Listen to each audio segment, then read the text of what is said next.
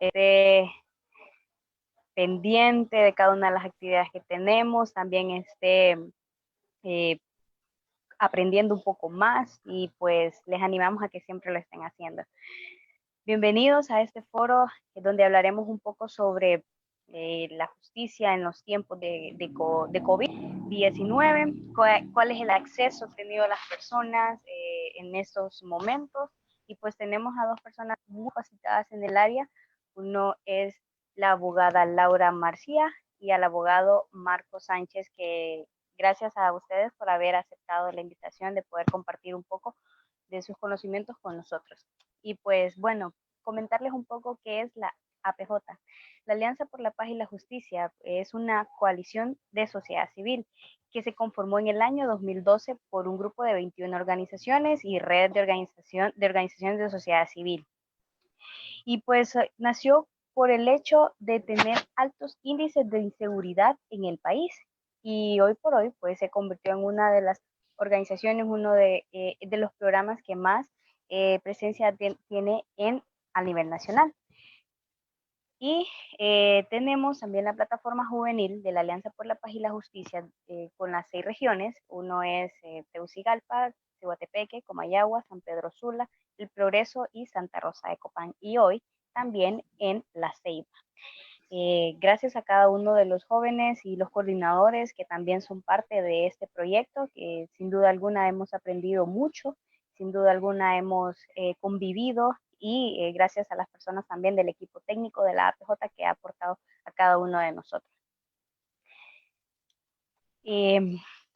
Vamos a presentar a la primera panelista del día de hoy y pues tenemos a la abogada Laura Ivette Marcía Martínez. Su formación es la siguiente. Ella es abogada por la Universidad José Cecilio del Valle, máster en Derechos Humanos por la Universidad para la Paz, UPAS, Naciones Unidas, y maestrante del máster en Psicología Criminal por la Universidad del Atlántico, Santander, España. Especialista en tratamiento de víctimas de abuso sexual infantil y sacó un diplomado en Derecho Penal y Procesal Penal con énfasis en actuación fiscal. Su experiencia, tiene 7 años de experiencia como fiscal del Ministerio Público en litigación, delincuencia común, adulto mayor y derechos humanos. Tiene 3 años de experiencia en temas de acceso a la justicia e impunidad y tratamiento especializado a víctimas vulnerables, niñez, víctimas en la Asociación para una Sociedad Más Justa. Y es integrante por parte de sociedad civil al equipo técnico operativo del MAIE del Ministerio Público encargado en temas de justicia de grupos vulnerables como la mujer, niñez y adulto mayor. Así que, sin más, vamos a dejarle el espacio a la abogada Laura. Abogada Laura, le cedo el micrófono. Buenas tardes, Hilary, gracias por la presentación y buenas tardes a todas las personas que nos acompañan hoy para tratar un tema que siempre ha sido de interés antes de la pandemia, ahora justo con la pandemia y después de la pandemia siempre va a ser de interés, ¿no?, para nuestra sociedad hablar de este tema como lo es el acceso a la justicia. Y para comenzar yo quisiera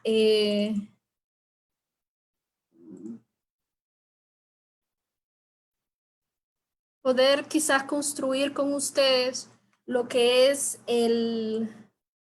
o que vayamos construyendo juntos lo que es el concepto de acceso a la justicia. Y en primera vamos a desglosar las dos palabras que engloba este concepto. Ya, bueno, quizás muchos sabemos qué es o tenemos una idea de lo que es el concepto de justicia, pero ya uno de nuestros pensadores influenciados de las épocas anteriores ya nos habían confirmado que la justicia es dar a cada cual aquello que se le debe, ¿no?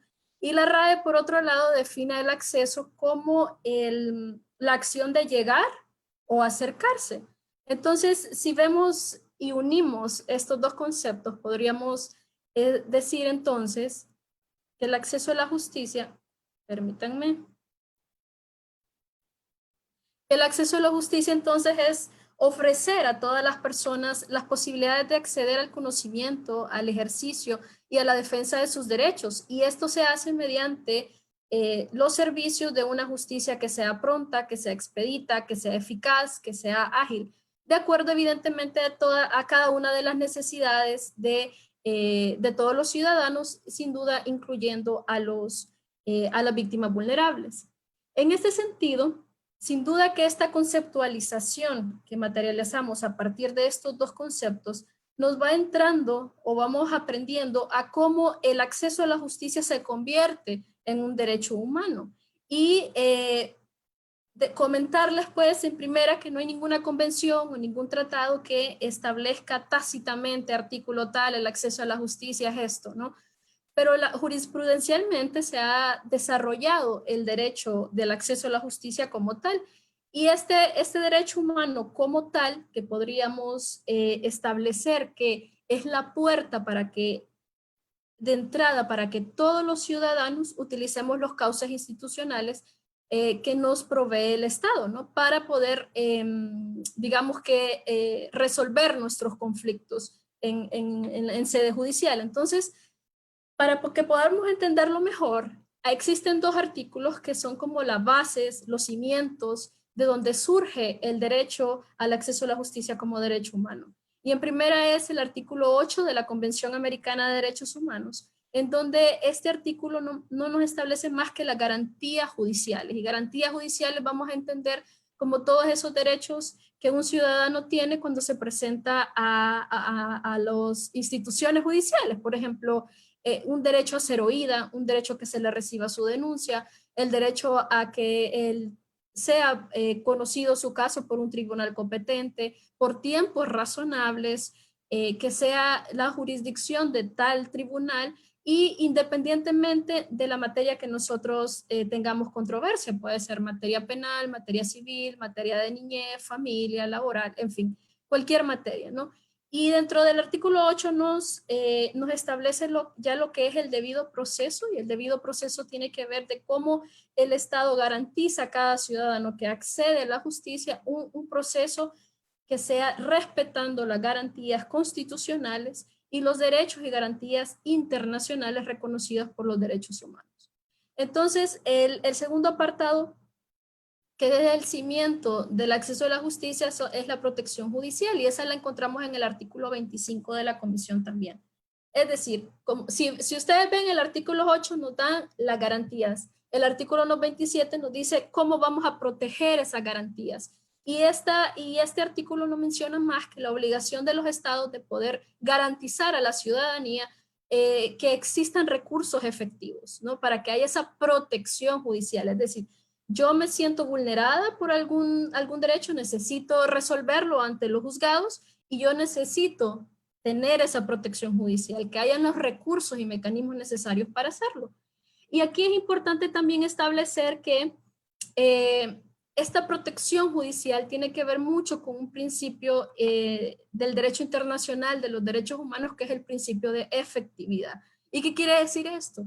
Quiere decir que no basta que existan los recursos, que no basta que exista el tribunal, que no basta que exista el procedimiento, que todos esos procedimientos, recursos y demás tienen que ser efectivas, ¿verdad? O sea, de nada me sirve que estén en un papel cuando no estén siendo efectivas para la ciudadanía.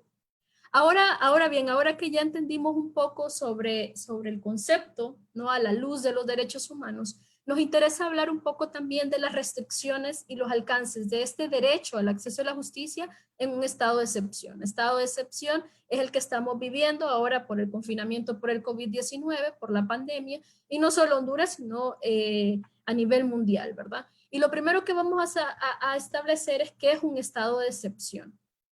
Y los tratados internacionales también nos han desarrollado este concepto y vamos a entender un estado de excepción como la facultad que tiene el Estado de suspender algunas de sus obligaciones en materia de derechos humanos, ¿no? Pero esta suspensión debe ser cuando haya una situación de crisis extraordinaria que sea grave y que obviamente lleve los requisitos legales para poder establecer un estado de excepción. Pero aquí vamos a encontrar un juego interesante como un ciclo, digamos, entre lo que se da y no se da en un estado de excepción. En primera es que, como ya lo ven, se establece que es la facultad de suspender algunas. En efecto, como lo estamos viviendo, el Estado tiene la facultad de suspender o restringir o limitar algunos de nuestros derechos, ¿verdad? Algunas de nuestras garantías. Y eso lo encontramos también, ahí lo pueden ver en el artículo 4 del pacto y de la convención en el artículo 27. Entonces, estamos entendidos que sí podemos suspender, y el mejor ejemplo que los puedo poner es el derecho a la libre circulación, que ahora mismo lo tenemos, digamos, restringido en gran medida. Y versus, hay otra cantidad de derechos, ¿verdad?, que no se pueden suspender, ni un estado normal, ni mucho menos en un estado de suspensión. Y ese mismo artículo nos establece varios derechos, como por ejemplo el derecho a la niñez, derecho a la vida, a la integridad física, a la personalidad jurídica, pero entre todos esos también nos establece que no se pueden suspender en los estados de excepción las garantías judiciales. Entonces, si ven, cuando hablamos del concepto de derechos humanos, hablamos de garantías judiciales, es el cimiento del derecho al acceso. Entonces, este artículo nos está diciendo que no se puede suspender. Entonces, evidentemente, tenemos que el Estado hace una ponderación entre la protección colectiva de un derecho, como por ejemplo el derecho a la salud, ahora con la pandemia, el derecho a la vida y a la salud, versus la restricción de algunos derechos individuales. Pero todas estas restricciones deben de ser de acuerdo a ciertos principios básicos que deben prevalecer para que un Estado pueda estar en estado de excepción, de crisis, de emergencia, como se le pueda llamar. Y tiene que ver con el principio de necesidad. Este se relaciona con el principio de proporcionalidad, es decir, el mal que estamos atravesando debe ser proporcional a la medida que se está interponiendo, en este caso la restricción, ¿no? El estado de excepción. El principio de la legalidad quiere decir que previo a decretar un estado de excepción, el gobierno tuvo que realizar el trámite constitucional correspondiente. El principio de temporalidad quiere decir que esto es temporal. Una vez que se desaparece la crisis que propició los estados de emergencia, desaparece el estado de emergencia como tal y por ende la suspensión de algunas garantías. El principio de amenaza excepcional esto tiene que ver con que los estados de excepción no se establecen digamos, al antojo de los gobiernos, ¿no? Evidentemente tiene que haber una amenaza grave, una crisis muy, muy grave para que lo podamos hacer, como es el caso de la pandemia.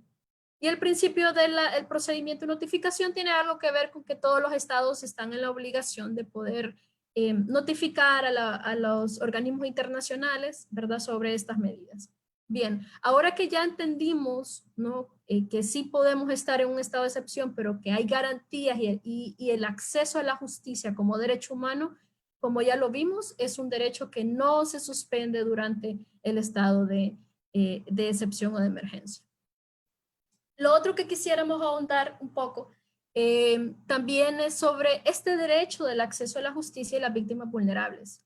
Y cuando nosotros hablamos de acceso a la justicia y víctimas vulnerables, hablamos de un enfoque diferencial. ¿Y qué es este enfoque diferencial? Bien, en primera vamos a poner de base el principio de igualdad ante la ley. Todos sabemos ese principio que nos enseñan o lo escuchamos, todos somos iguales ante la ley, mujeres, hombres, etcétera, ¿verdad? Bien, este es el principio que hace que todos, sin distinción de ninguna clase, seamos iguales. Pero dentro de este todos, sin distinción o igualitarios ante la ley, es necesario hacer un enfoque diferencial a aquellas personas que por su condición de vulnerabilidad no pueden o se les limita el acceso a la justicia. Entonces, ¿para qué nos sirve este enfoque diferencial? Y el enfoque diferencial sencillamente sirve a las autoridades para que ellos puedan visualizar y evidenciar las condiciones diferentes entre una población vulnerable y otra población vulnerable, para poder tomar las acciones necesarias para poder hacer efectivo el derecho al acceso a la justicia para estas personas.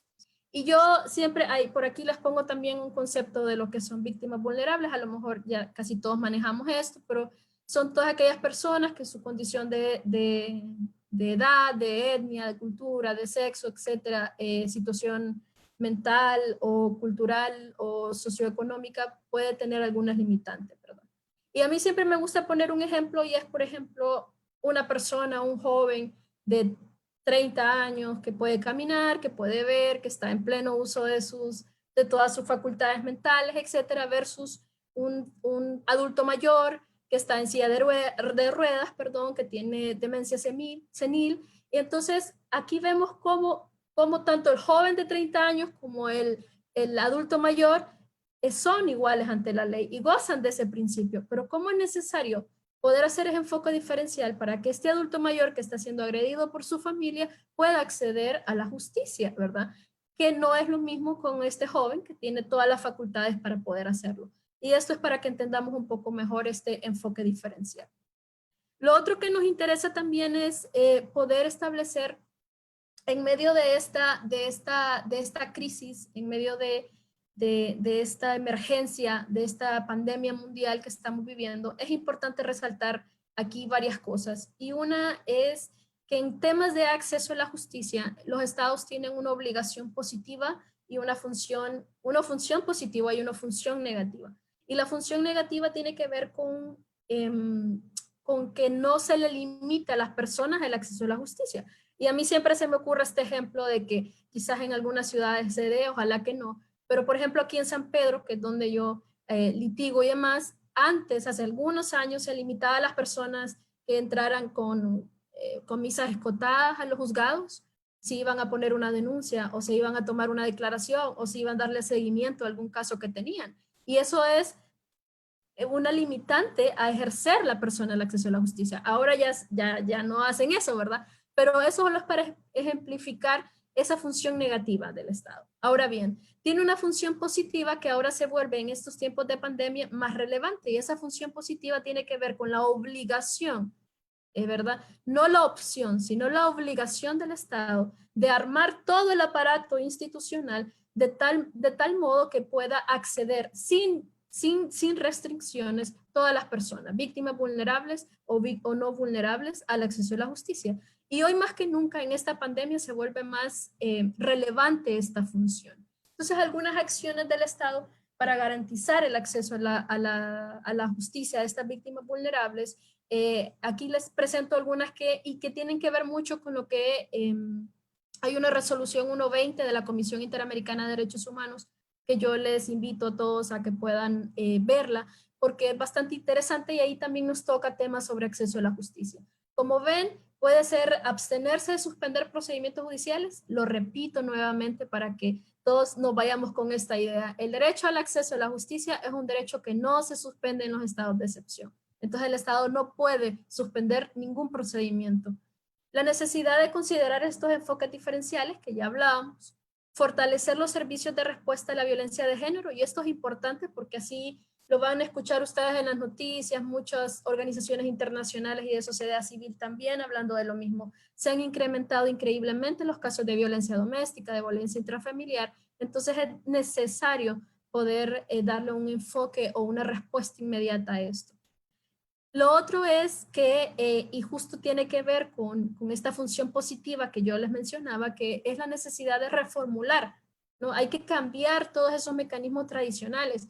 Claro, muchos tenemos o comentarios o reservas sobre si funcionaba o no, ¿verdad? Puede ser que sí, puede ser que no, puede ser que le faltaba, pero sin duda había algunos mecanismos tradicionales que ahora con la pandemia es la obligación de reestructurarlos, reformularlos todos, para que se pueda fortalecer los canales de denuncia, que es precisamente lo que más está tocando ahorita en esta pandemia. ¿Cómo accedo a interponer una denuncia si estoy siendo violentada? Perdón. Lo otro que tiene que ver con esto es fortalecer la capacidad de los agentes de seguridad y actores, operadores judiciales. Eso es evidente. Todas las organizaciones en particular trabajamos con temas de justicia e impunidad en víctimas de abuso sexual infantil. Entonces, siempre pedimos eso, que se fortalezca la capacidad de los agentes en temas logísticos, en temas de recursos humanos, en temas de capacitaciones, etc. Ahora con la pandemia se agrega uno, ¿no? Ese fortalecimiento a las agencias, a los investigadores en cuanto a las medidas de bioseguridad, porque eso va a ser vital para poder acceder a la justicia en estos momentos. Y ahorita muchos hablamos sobre esta ley de uso de mascarillas obligatorios que que el Congreso aprobó y que ojalá esperemos que no vaya a ser publicada en la Gaceta, ¿no? Pero esta ley del uso de mascarilla, ojo que puede ser alguna ley que pueda venir a restringir el derecho a la libertad al acceso de la justicia, perdón, porque una persona de la mayor población en Honduras que es pobre, que no tiene ahorita ni como para comprar comida, peor todo un kit de seguridad, accede, ¿no? Logra ir a las entidades judiciales para hacer valer su derecho y que le prohíban la entrada porque no anda mascarillas y todavía más la multen o la detengan porque no anda mascarilla, es evidentemente que va a haber una violación al derecho al acceso a la justicia. Entonces hay que tener mucho cuidado en este marco para poder formular algunas... yo sé que quizás la idea sea, y es la idea evidentemente, proteger la salud, pero no podemos proteger ese derecho violentando otros derechos, y sobre todo otros derechos que en estados de excepción no se pueden suspender. Entonces eso tiene que ver, y ese fortalecimiento va también dirigido a que todas las instituciones, ¿no?, donde se accede a la justicia puedan tener la capacidad de que las personas cuando vayan a denunciar, de cuando vayan a declarar, ellos mismos les proporcionen, ¿no?, los kits de seguridad, las mascarillas, los guantes, desinfectantes y demás, para poder también proteger ese derecho a la salud. Con respecto a la niñez, lo que manda más que todo es aprobar o adoptar medidas de prevención en casos de abuso sexual infantil y facilitando también los medios de denuncia y actuando con la debida diligencia. Esto, lamentablemente, nosotros que trabajamos en este tema hasta el día de hoy no hemos visto ninguna iniciativa propicia, propicia de acuerdo a este estado de emergencia en cuanto a medidas que el Estado esté tomando para la prevención. El delito, por ejemplo, de abuso sexual, muy diferente a la violencia doméstica. Estoy segura que no van a estar habiendo denuncias, miles de denuncias en estos momentos, pero sí hay miles de casos más, porque estos delitos son los llamados delitos en silencio. Entonces hay que tener toda una política de prevención y emergente ahora, de acuerdo al COVID, para poder hacer que los niños y niñas víctimas de este delito puedan acceder a la justicia. Y bien, ahora para terminar, porque además le agarré unos minutos a mi compañero, hay algunos consejos prácticos para las víctimas vulnerables para lograr acceder a la justicia. Y en primera es, lo que yo les podría decir es, informémonos y formémonos, ¿no? Estos espacios evidentemente son de mucha ayuda para que nosotros entendamos qué es porque a veces hablamos de acceso a la justicia, pero no sabemos qué es, pensamos que es algo muy complicado, ¿verdad? Y ir a poner una denuncia es acceso a la justicia. Ir a hacer una consulta al Poder Judicial, a cualquiera, al tribunal, a la defensa pública, al Ministerio Público, es hacer valer el derecho al acceso a la justicia. Entonces es importante formarnos y sobre todo ahora que hay tanta desinformación también por los medios o bienes oficiales, etcétera, que tendemos a confundirnos. Voy a hacer mención otra vez a la resolución 120 de la Comisión Interamericana de Derechos Humanos, en donde establece las no detenciones arbitrarias. Y esto lo menciono porque quiero poder hacer que en este momento ustedes todos podamos entender algo, que no nos pueden detener si nosotros transitamos para ir a poner una denuncia, para ir a buscar ayuda cuando estamos siendo, o cualquiera de nuestros derechos están siendo violentados por cualquier persona y nos acercamos hacia las autoridades correspondientes para hacerlo. Entonces ya estas detenciones, si bien se pueden dar, tienen que ser de acuerdo al debido proceso. Recuerdan, debido proceso es acceso a la justicia y bajo un control judicial. Entonces, no tengamos miedo, mujeres, cualquier otra persona que pueda estar violentada en este momento, no me pueden detener si yo estoy circulando para acercarme al lugar más cercano para poder ir a interponer una denuncia. El otro consejo quizás es para las organizaciones e instituciones que trabajamos con víctimas vulnerables y es poder hacer un mapa o georreferencial todas aquellas organizaciones e instituciones que sabemos que están abiertas, que sabemos que están prestando un servicio en estos tiempos de emergencia para poder propiciarlo a nuestros beneficiarios, porque recordemos que no toda la población hondureña tiene la posibilidad de acceder a las páginas web, redes sociales, internet. Entonces, ¿cómo llegamos a esas personas de los sectores más vulnerables y más riesgosos en cuanto a violencia y que no tienen cómo saber mire, si hay un número habilitado o no. Entonces, justo eso quisiera recomendarles a las organizaciones. Y lo otro es unir esfuerzos. Miren, es cierto que la obligación primordial es, y esa función positiva es del Estado, y nosotros como ciudadanos tenemos que, en la medida que nos vamos informando, podemos exigir eso del Estado, pero la pandemia es algo que nos atacó de sorpresa a todos. Y en la medida que todos podamos unir esfuerzos, unir los mecanismos para poder hacer que esas personas, los más vulnerables, puedan acceder a la justicia, va a ser en mayor medida el bienestar para todas esas montón de personas que hoy están siendo violentadas por cualquiera de sus derechos y que urge y que es necesario brindarles protección en estos momentos. Y bueno, ahora viene mi compañero, pero al final de la presentación les dejaré alguna información sobre números de teléfono de instituciones que hemos estado recopilando que tienen habilitados asesoría legal, asesoría psicológica en temas de mujer, niñez, para que ustedes lo puedan ver. Luego entiendo que habrá un turno de preguntas y respuestas, así que muchas gracias.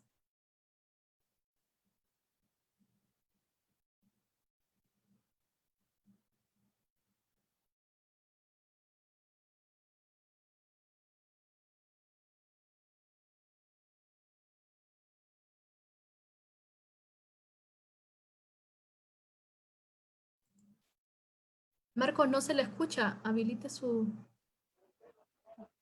Sí, Decía, solo, ajá, dele. no sé si como no me presentó, me presento. Ahorita sí, no, yo lo voy a presentar, sí.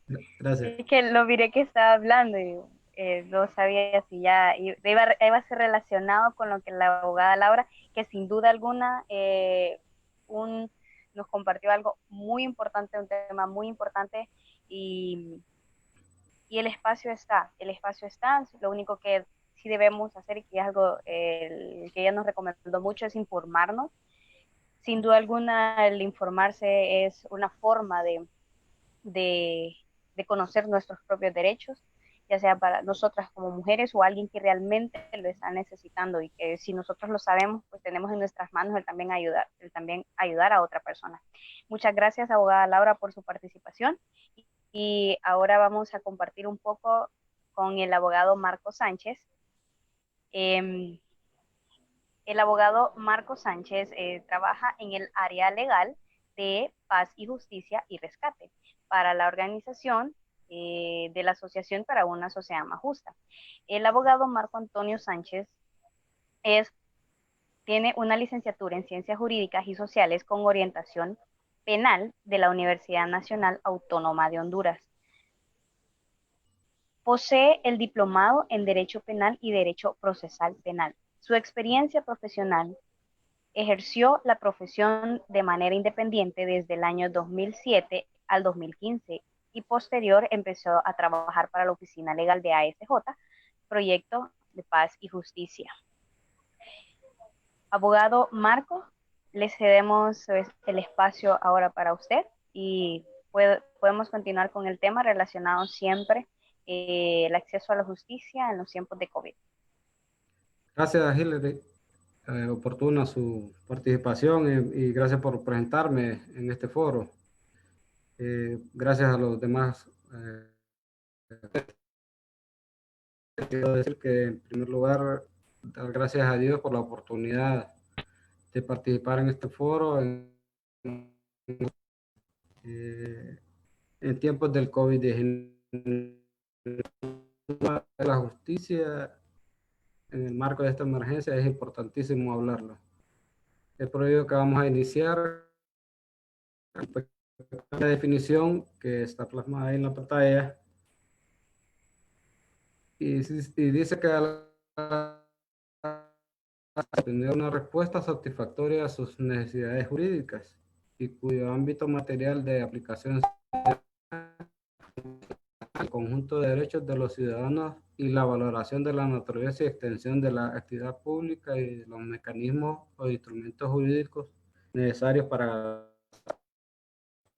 en la definición de,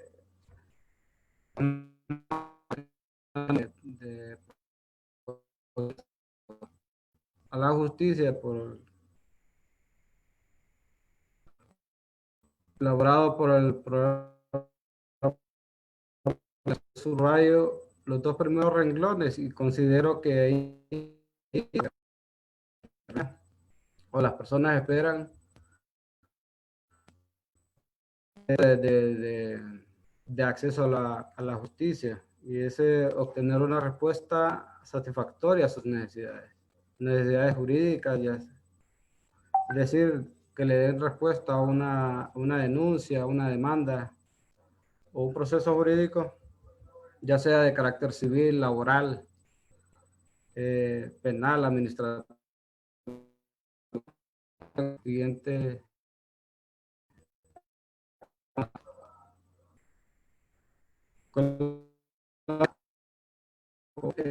En este foro,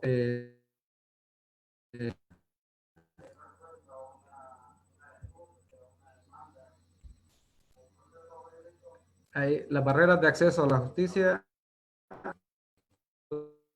posibles soluciones a las restricciones existentes para el, y respuestas sobre los dos bloques de acceso a la justicia. Las barreras de acceso a la justicia antes de la pandemia,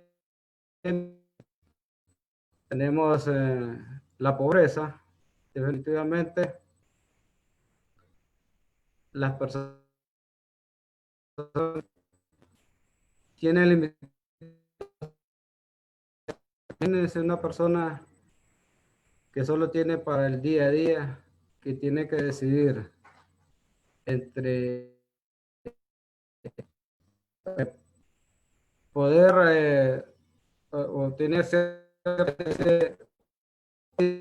darle de comer a su familia o poder ir ante los órganos operadores de justicia a ver cómo estaba un trámite por la atención de su familia o el beneficio de su familia. Esta barrera pues la encontramos en la mayoría de los hondureños, ya que la pobreza, según el Banco Mundial, y la pobreza extrema es de un 42%. Sumado a la pobreza, de las causas que limitan el acceso a la justicia, influye para que en Honduras el desempleo, según estudios actuales, 40,000 personas sin la desigualdad que viene intrínsecamente relacionado con la pobreza. Si la persona es pobre, por ende es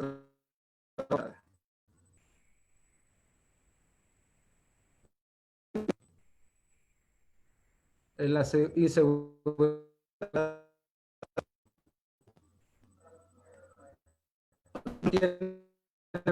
públicas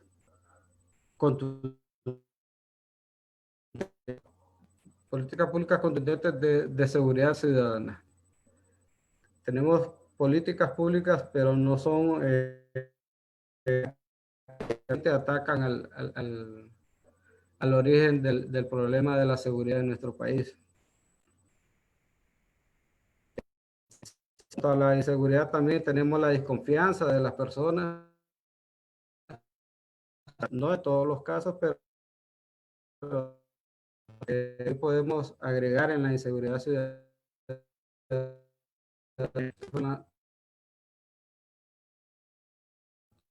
y pandillas y es forzoso el desplegamiento interno de las personas que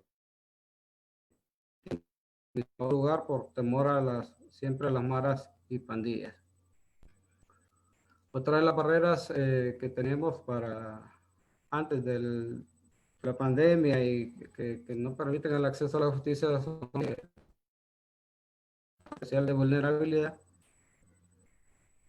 que son aquellas personas que por razón de su género, estado físico, mental,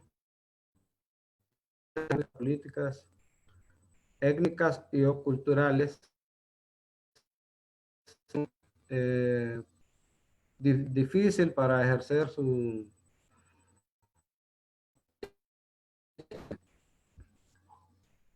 la formación en derechos, pues el conocimiento que tienen las personas para saber cuáles son los derechos que le asisten y así poder asistir a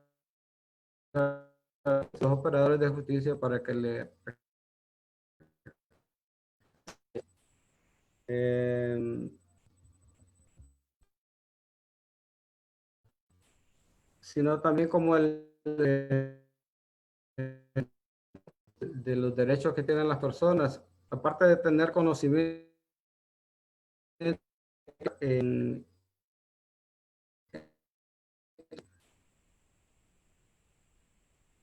eh, elaborado en el Poder Judicial de las denuncias,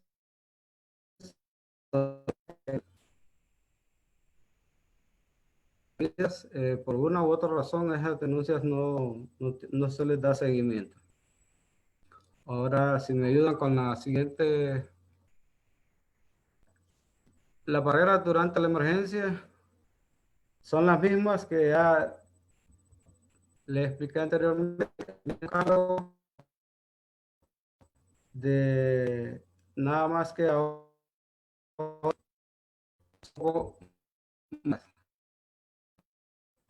un pobre en su estado normal trabajando y ahora con la restricción de la libertad de locomoción. ¿Qué impacto del los más derechos? La libertad de locomoción ha venido a impactar sobre el derecho a la salud y el derecho a la educación. Que no, porque hay turnos de salida, no es efectiva el acceso a esos derechos y por ende la libertad de locomoción es el derecho que más vulnera el acceso a la justicia en estos momentos. Tengo ahí el artículo 2 de las prohibiciones específicas. Se refiere sobre el decreto PCM 21-2020, sobre las prohibiciones específicas.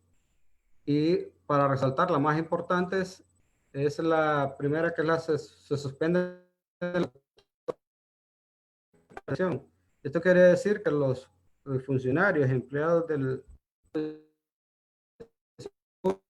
eh, y de otras organizaciones que atienden el acceso a la justicia, formalmente, de repente están trabajando por turno, pero no atienden en su máxima capacidad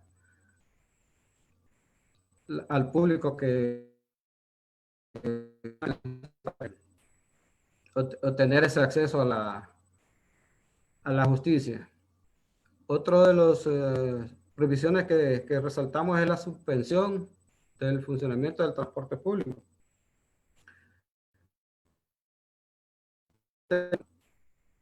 Un turno o un día específico dado a ello, el transporte se le permita a estas personas que puedan a la justicia, al derecho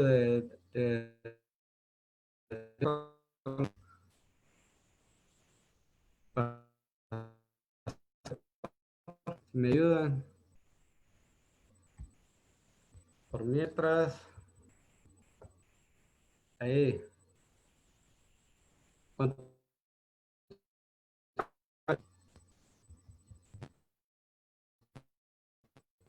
eh, resaltamos en el PM 21-2020 que solo hay 6 excepciones y en ninguna de ellas se establece la de emergencia para casos de acceso a la justicia. Por eso lo agregamos aquí en el comentario, porque debería estar en las excepciones que las personas en casos de emergencia, ¿se imaginan ustedes en en un estado en una necesidad y el policía lo primero que va a ver es que usted no está dentro de las excepciones para salir, para la libre circulación? Entonces, fácil lo va a detener, aunque tenga esa... el policía, estas circunstancias. En el estado de emergencia, el acceso a la justicia es el que está establecido en el artículo 81 de la libertad de locomoción, el cual ese de manera tácita se lleva a los demás derechos, pues, porque si al trabajo no tiene derecho a la... El otro artículo, el 84, que sobre los derechos de las personas a no ser detenidas. Este decreto PCM, pues lo violenta ese derecho si las personas tienen ser asistidos o accesar al derecho a la posible dar en cuanto a el marco de la emergencia.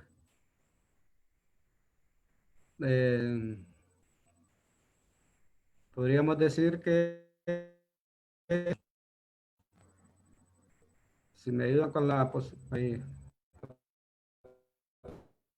es que se incluya en las excepciones de la cuarentena o toque de queda el acceso a la justicia, o sea, en el decreto ejecutivo que se plasme en las excepciones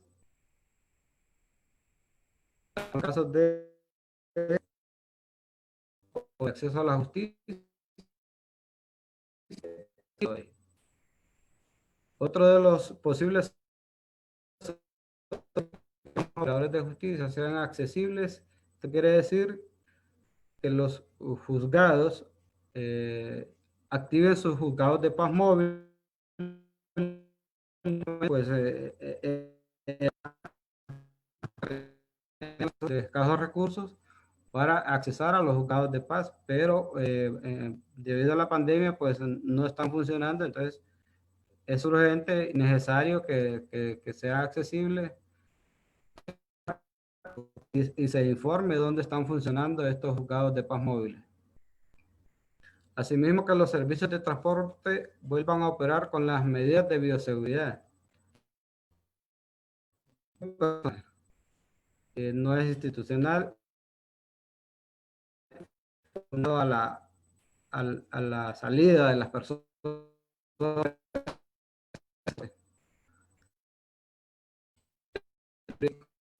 que establecen el SINAGER, la cantidad de cierta cantidad para otro día, para que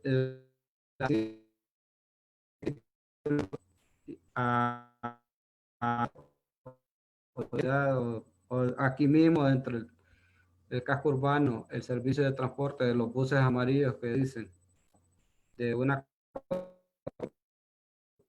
Reinel lado de cita dentro de asistencia judicial y no tiene transporte, no hay transporte. La descentralización. Otra de las posibles soluciones, estábamos pensando en la descentralización de los servicios de entrega de salvoconductos, ya que esta facultad la tiene exclusivamente pues la policía, es SINAJER a través de la Policía Nacional. Entonces, es urgente que todas las personas que tienen esa necesidad de acceder a la justicia, pues se les dé la facilidad de tener un salvoconducto si no se instituyen las soluciones anteriores. Además, se pueden realizar campañas masivas en la formación de derechos, así como el empoderamiento de los mismos. O sea, darle a conocer a la ciudadanía, a todo el mundo, cuáles son los derechos que le asisten y asimismo que se empoderen de ellos. Por ejemplo, en el caso que les decía del porcentaje de denuncias de violencia doméstica que son abandonadas, las personas tienen el conocimiento de cuáles son los derechos que le asisten, pero al momento de las medidas no se sienten empoderadas por una u otra razón. Esperaría yo algún comentario o de alguien de las personas que nos están, si quieren aportar una posible solución, entonces sería bienvenida. Y viene la etapa de las preguntas y respuestas, que estamos a disposición, y muchas gracias.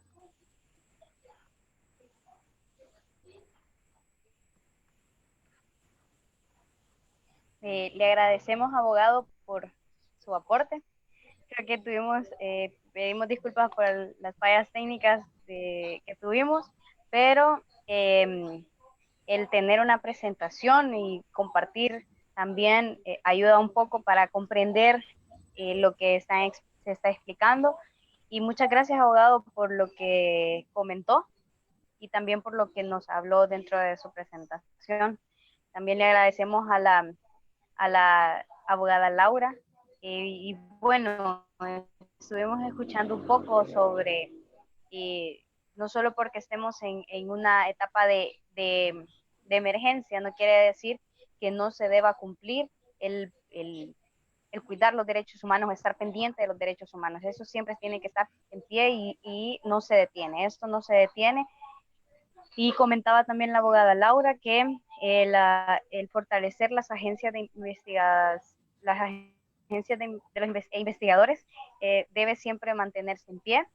No podemos también violentar los derechos humanos por proteger otros derechos humanos.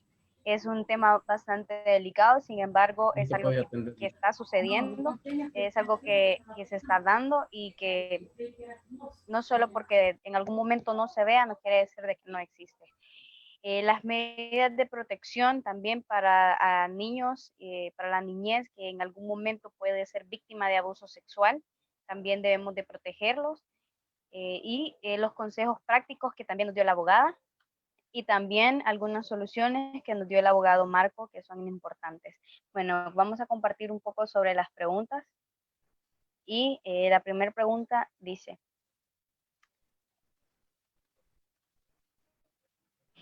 ¿qué organizaciones, no sé si va a contestarnos ya sea el abogado Marco o la abogada Laura, y para que habiliten su micrófono, qué organizaciones están actualmente atendiendo, si en algún momento necesito ayuda o necesito interponer una denuncia, qué organizaciones actualmente están atendiendo a las personas, si tienen que interponer una denuncia o si necesitan presión o necesitan aconsejar o asesorarse durante esta pandemia o cualquier situación que suceda.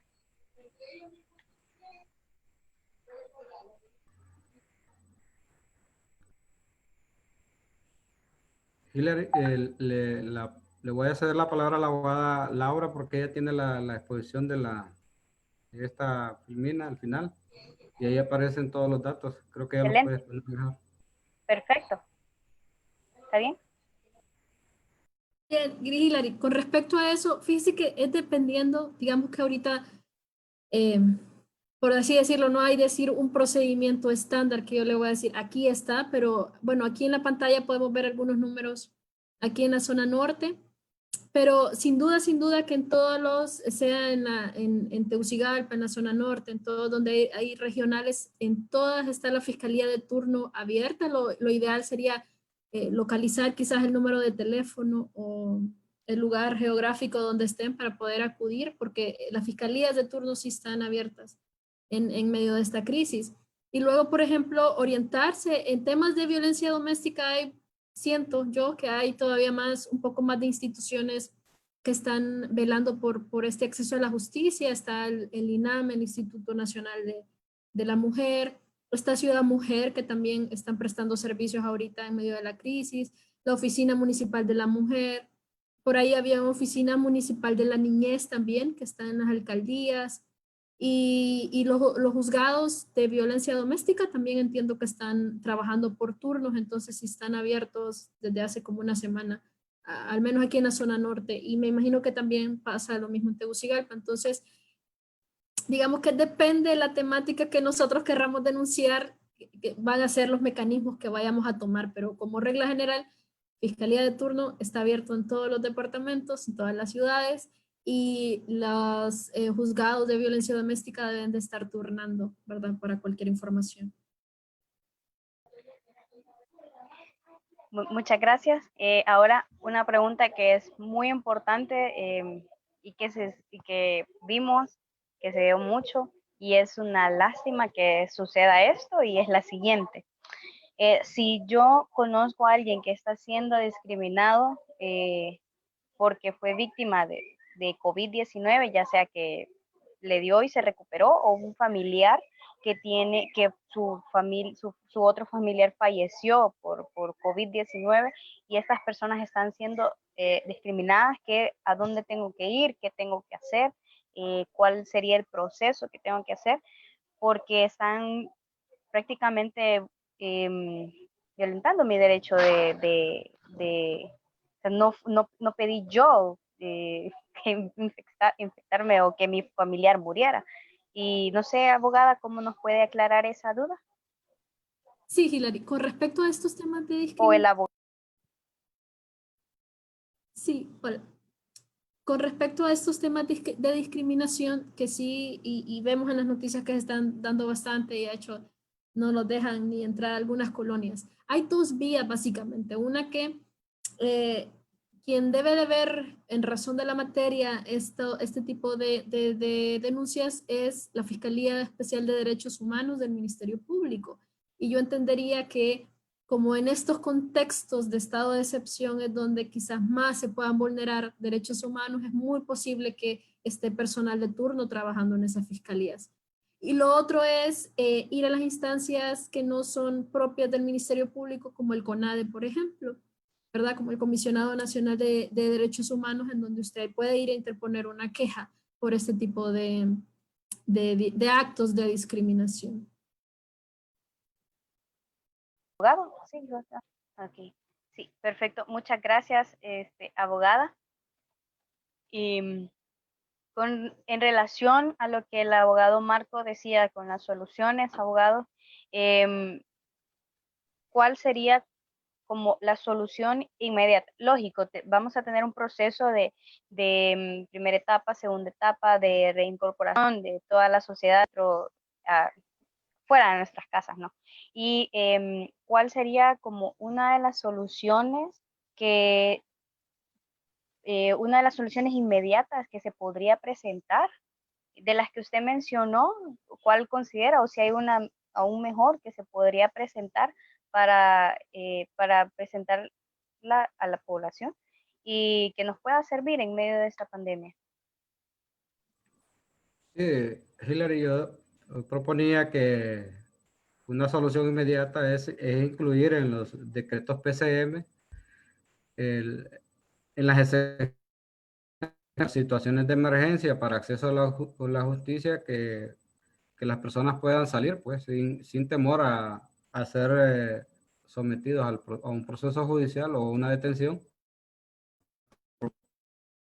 con la prohibición de la libertad de la locomoción ya que las excepciones ya estaría pues una solución de un conflicto, un problema judicial o de acceso a la justicia, pues esté enmarcado en las excepciones. Y el transporte para que esta persona tenga un medio como a la policía o a la fiscalía.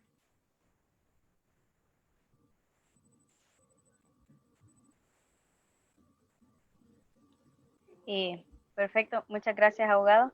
La siguiente pregunta dice, ¿cuál es el proceso debido para realizar una denuncia? Sí, No sé si lógicamente, la abogada Marco o ajá. no sé, si quiere termino yo porque me Sí, anticipé ahí. perfecto. Y es Excelente, que, no hay problema. lógicamente, la persona pues tiene que personarse ante la fiscalía de turno y formalizar la denuncia. Podría ser una de las opciones y la otra a través del 911 formalizar una denuncia y ahí le dan el procedimiento o el tratamiento que se debe o si necesita pues de que la asista a la policía, transfiere la denuncia para que la policía sea quien que tenga como la primera opción para atender esa denuncia. Cedo la palabra a la abogada Laura para que complemente.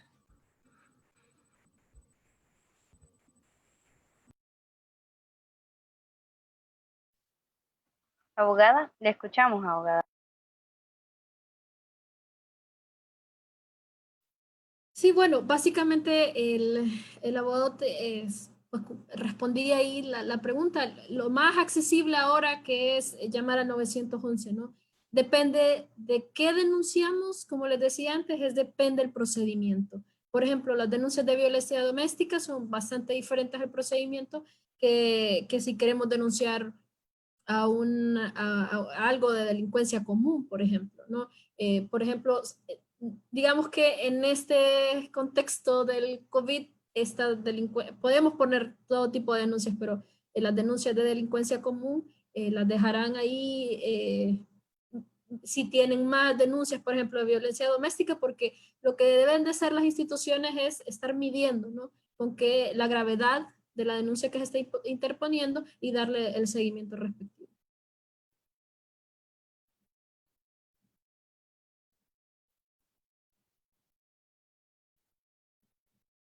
Laura.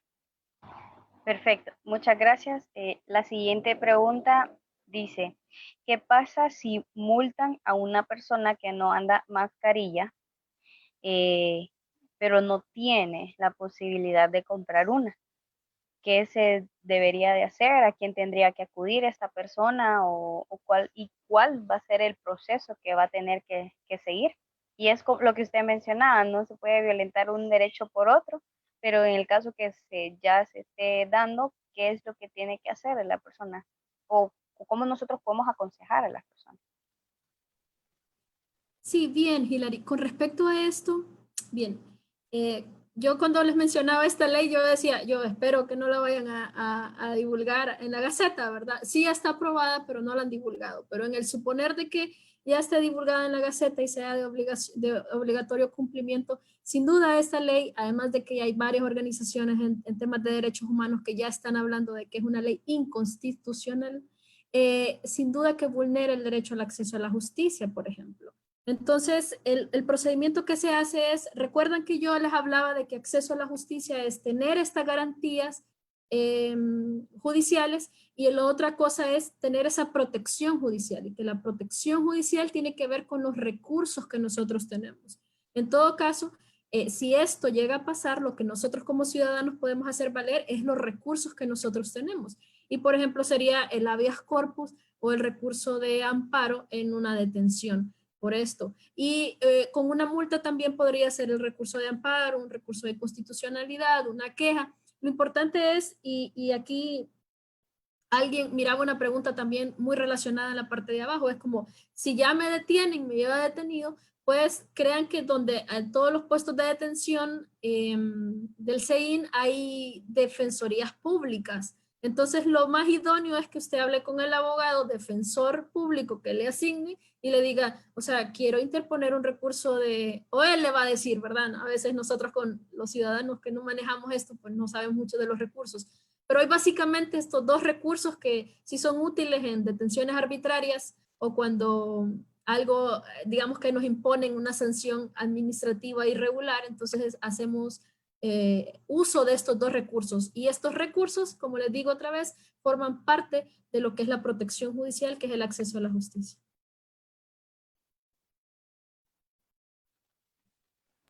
Perfecto, Si, muchas si me gracias. permite Agradeciendo a la aportar un abogada. poco, Sí, sí, claro, abogada. si me permite, Hilary, aportar un poco a la respuesta que dio la abogada, y me parece que está acertada al manifestar de que la misma es inconstitucional. Ya el artículo 186 del Código Penal establece, y no sé si me permite leer lo que literalmente dice, el 186: será penado con reclusión de 6 meses a 2 tratadas por la autoridad sanitaria con el fin de impedir la introducción de o propagación de una. La ley de uso de mascarillas, considero yo que es una copia literal de este artículo. Está establecida la pena, que es lo que fundamenta, pero no así lo que es la multa. Y por eso la volvería inconstitucional, ya que según el artículo 188 de este mismo Código Penal, no se pueden elaborar nuevas penas o sanciones. Eh, para abundar en esto, el 186 no solo habla del uso de la mascarilla, sino habla de medidas sanitarias, y ahí están incluidas el de lavarse las manos, de tener el distanciamiento social y todas las otras medidas que el Ministerio. Entonces, no solo es de hablar del uso de la mascarilla, sino de todas las demás medidas que habla la Secretaría de Salud. Claro, excelente. Sí, muchas gracias, abogado Marco y abogada Laura. Agradecemos sus participaciones y por hablarnos sobre la importancia del acceso a la justicia en estos tiempos, y también por las barreras y retos que que estamos enfrentando nosotros como ciudadanos, y nosotros cómo debemos accionar ante esta situación. Gracias por la información brindada de cada uno de ustedes. Ahora les cedo el espacio a mi compañero voluntario de la Alianza por la Paz y la Justicia en Tegucigalpa, voluntario de la plataforma juvenil, y él es Imani Solís, estudiante de Derecho en la Universidad Tecnológica de Honduras. Y sin más, Imani, te cedo el espacio. Buenas tardes a todos. Gracias por acompañarnos con nosotros en el abordaje de un tema tan significante como es el acceso a la justicia en tiempos de COVID-19. Estamos aquí para aportar un pensamiento frente a la crisis sanitaria y social y financiera sin precedentes provocada por la pandemia COVID-19. Como sectores de derechos humanos, nos toca volcarnos en apalear la crisis en el respeto a los derechos humanos y el acceso a la justicia en estos días en que la crisis nos está atravesando. Será un punto de inflexión en muchos aspectos, ya que se producirán cambios en la manera en que nos realizamos y vivimos y producimos. Sin duda, en estos cambios afectarán también en el mundo de la justicia, ya que muy particularmente la relación de las organizaciones de derechos humanos tienen con las sociedades, porque para salir de la crisis sanitaria y socioeconómica que nos dejará la pandemia, será necesaria una respuesta conjunta, afianzando las fórmulas de colaboración judicial que tenemos todas las organizaciones de derechos humanos. Si en tiempos de vivencia normal, sin pandemia, hay diversos esfuerzos para promover las reformas judiciales en nuestro país, han sido frustrados, entre otras razones, por la ausencia de cambios estructurales que beneficien a la población vulnerable, rural y urbana marginal. Tradicionalmente es excluida. Figúrense, ahora se trata de lidiar sobre la recepción normativa que el acceso a la justicia tiene o no tiene, ya que diversos instrumentos internacionales que tiene Honduras ha ratificado y se le reconocen, ya que varias normas internas también lo refieren en el asunto a tratar y radicar en sí. En condiciones de desigualdad real, el ciudadano común y corriente tiene la posibilidad de acceder a alguno de los mecanismos existentes que lo permiten legítimamente determinar los derechos y resolver su conflicto con resultados que tengan validez ante terceros. Ya debiera significar que no solamente importan las vías judiciales. Para abordar el desafío en mención, sostengo que la noción de acceso a la justicia, de cómo desde ella se puede reflexionar sobre la necesidad de ampliar su contenido de modo que se incluya en una serie de prácticas y mecanismos que tradicionalmente han permanecido al margen, pero que permitan ser incorporados para satisfacer el derecho de justicia que tiene la población. Asume una concepción integral, es decir, que por acceso a la justicia no solamente debe comprenderse la ampliación de la oferta estatal de la justicia, sino que además implica el reconocimiento de toda clase de mecanismos válidos que resuelvan los conflictos de modo pacífico. Entonces deberán establecerse las políticas públicas necesarias para reconocer y promocionar desde la forma de justicia comunal o indígena tan arraigada en nuestro país hasta los medios alternativos de resolución de conflictos de más reciente incorporación legislativa. Estamos entonces ante un debate relevante, que una vez restaurado nuestra rutina normal, las posiciones en uno u otro sentido debiera significar que se desarrollen acciones concretas que beneficien a la población para que los derechos que son restringidos en tal sentido, en las líneas siguientes profundizaremos en la pertenencia de replantear la noción de acceso a la justicia y la necesidad. En conclusión, muy a nuestro desconsuelo, tengo que afirmar que esta clara opción de los derechos humanos y acceso a la justicia no ha tenido en las gestiones públicas el empuje necesario para traducirlas en medidas concretas, ya que promoviesen este nuevo enfoque, el acceso a la justicia, que permitiera una diferente agenda de temas que transforman el actual sistema judicial hacia uno más democrático e incluyente para todos en la población general. Esto puede explicar por qué existe una breve brecha cada vez más en el funcionamiento de las instituciones vinculadas con la justicia y la percepción ciudadana al respecto. Extraña mucho esa desidia estatal para asumir políticas públicas que favorezcan a medidas específicas en favor de los grupos vulnerados, que tengan una consistencia en el tiempo y que sean coherentes. Por ello propongo algunas ideas sin pretender cerrar la discusión de lo que por lo menos debiera efectivarse. Primero, establezco como punto de consenso para llevar a cabo una reforma de administración de justicia, una visión integral que comience por reconocer el acceso a la justicia en el campo de partida para los demás temas. 2. Reconocer una noción de acceso a la justicia en el sentido más amplio posible, ya que un enfoque integral que requiere la participación de diversas instancias estatales vinculadas con la administración de justicia no es un tema que solo atañe al Poder Judicial o al Ministerio de Justicia. 3. En el fundamento de la participación ciudadana en la identificación de necesidades jurídicas, por lo que los poderes públicos debieran esmerarse para indagar primero acerca de ellas, para establecer la respuesta idónea que pueden provenir del Estado a los ciudadanos.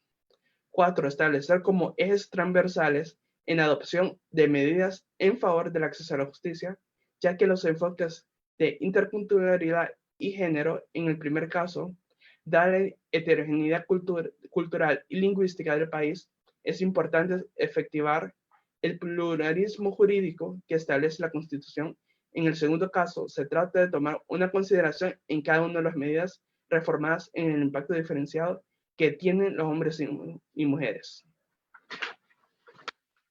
Entonces, compañeros, debemos hacerles ver que el racismo también incide en la pandemia, pese al reconocimiento constitucional y la multitud de iniciativas legislativas, sentencias judiciales, políticas y programas adoptados por el Estado hondureño para responder el racismo estructural que afecta a la población negra en su larga historia de mala aplicación y en los casos de recursos destinados han conducido a que la población negra siga siendo víctima de una discriminación estructural generalizada hasta el punto de que alrededor del 96% de las y de los negros hondureños tienen sus necesidades básicas insatisfechas y el más del 90% carecen de acceso a servicios sociales y programas de asistencia, ya que su situación es más crítica en las zonas urbanas donde la segregación racial de facto de personas negras, en su mayoría desplazadas, les obliga a vivir en los barrios más pobres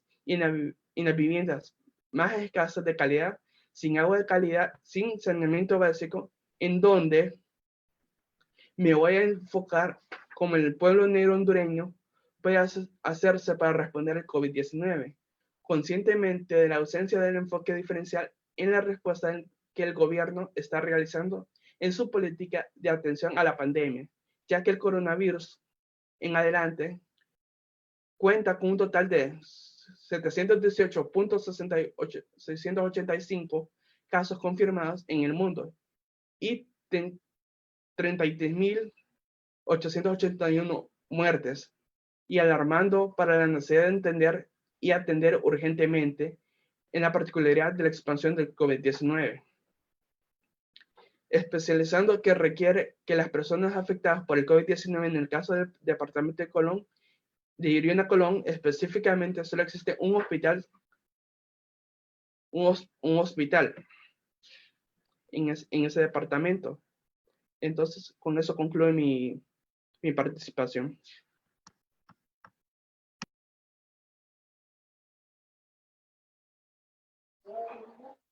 Bueno, te agradecemos, Imani, por tu participación, sin duda, de mucho aporte. Gracias por lo que nos mencionaste, gracias a la abogada Laura y al abogado Marco. También les invitamos mañana, tenemos 2 webinars muy importantes. El primero es en punto de las 10 de la mañana, donde se tratará el tema de los estándares y recomendaciones en derechos humanos frente al COVID-19 con el moderador Ruslan Espinal. Era invitados como panelistas al abogado Cuevas y al abogado Kenneth Madrid, y pues sin duda no se lo pueden perder. También a las 6 de la tarde se hablará por la página de Unidos por la Justicia de USAID, el tema de los delitos contra la administración pública en el nuevo Código Penal, donde el director de Seguridad y Justicia de la ASJ, Kenneth Madrid, nos estará hablando un poco sobre este tema. Este viernes 29 de mayo en punto de las 6 y el otro en punto de las 10 de la mañana. Así que también no se lo pueden perder y les animamos a que siempre estemos informándonos, que siempre estemos conectándonos con estos espacios que son muy importantes, donde hablan temas de justicia, temas de salud, temas de derechos humanos. No se los pueden perder. Hoy más nunca debemos de mantenernos informados sobre cualquier situación que se esté presentando, y pues sin más, agradecerles a cada uno de ustedes que también tuvo el placer de vernos hasta este momento, y les animamos a que siempre nos sigan en nuestras redes sociales, la Alianza por la Paz y la Justicia, la Asociación para una Sociedad Más Justa, y pues sin duda a nuestros panelistas invitados también, muchas gracias. Espero que estén bien y que pasen una linda tarde. Gracias.